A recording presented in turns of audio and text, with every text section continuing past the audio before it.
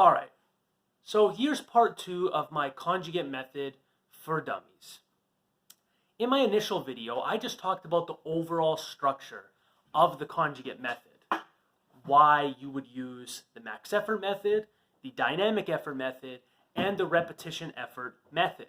Now, here is, in this video, just a breakdown of max effort. What is max effort supposed to be for? Now, the main goal of max effort is to strain, is to work up to a rep where it's slow, above 90% of your 1 rep max, so you can practice straining. For example, your third attempt in a powerlifting competition, there's probably going to be some sort of strain, okay? And it gets you prepared for adjusting and keeping your form solid when shit is starting to go south.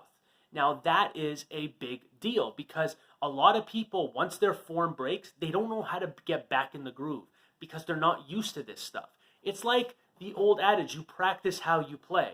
So if you are going to strain in a powerlifting competition, you better bet your ass that you should be practicing some sort of straining. However, with the conjugate method, a big mistake a lot of people make, in my eyes, is that they feel they need to work up to a 1 rep max every single week.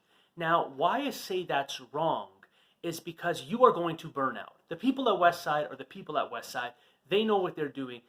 A lot of them are freaks of nature. They've been doing this for many years. There's a very competitive aspect in that gym, trying to outdo one another. Now, if you're just training by yourself in a basement like me, in a public gym by yourself, you don't really have training partners, then this method can catch up to you pretty quickly. Doing a 1 rep max twice a week for upper body and lower body every single week can really run you into the ground, and then you just start testing your strength on movements rather than building it. So I am a big fan of using 3 rep maxes, 5 rep maxes, 2 rep maxes, 4 rep maxes, any rep maxes under 5, and cycle them in throughout the week. Then once you've established that, you can go for a heavier single after your rep max. So for example, if you're doing a 3 rep max and then you do a single after that, what happened?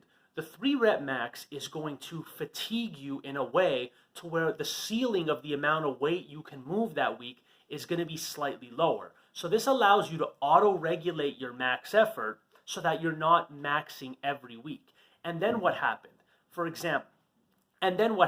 After your 3 rep max, that single is not the most amount of weight you can move, but because of the pre-fatiguing, you're probably going to strain on a much lighter weight, which helps you practice when shit goes south, but it also helps lower the ceiling, so the risk of injury and breaking your form completely is much lower. That's why I like waving through these rep maxes.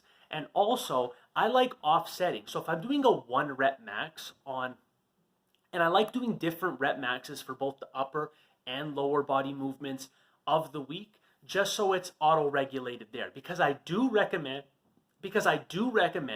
that you at least max out on a movement, meaning a 1 rep max, at least once a month for both the upper and lower body movements. And I don't suggest that that happens on the same week. So this is just a quick little tip. I've said it in many videos. It's in my ebook. That's coming very soon. And it's just a way to auto-regulate your training so you're not doing the same stuff every single week for both upper and lower. And then you move into your assistance work. And assistance work is completely up to you. If you want to work on a little bit more hypertrophy, you can throw in some tempo training, some higher reps, or you can do what's standard in the conjugate method. Right after that, drop down to some lower weights, do some 3 to 6 rep maxes. You can even work up to 8 to 10 rep maxes. It's completely up to you. That's your primary assistance exercise. So it's most likely going to be a barbell and a compound movement. Then you move into your accessory exercises, which are just not isolating the muscle, but emphasizing the certain muscle. So triceps, back, shoulders, biceps if you feel your arms are lacking. On the lower body days, glutes, hamstrings, calves, core, quads, whatever is lacking. It could be your neck for all I know. Then you work on whatever is lagging. Like I said, 3 to 5 assistance movements after your max effort movement should be well enough to get you going. Now, another big mistake, So that's just a quick tip on max effort day. Look forward to me.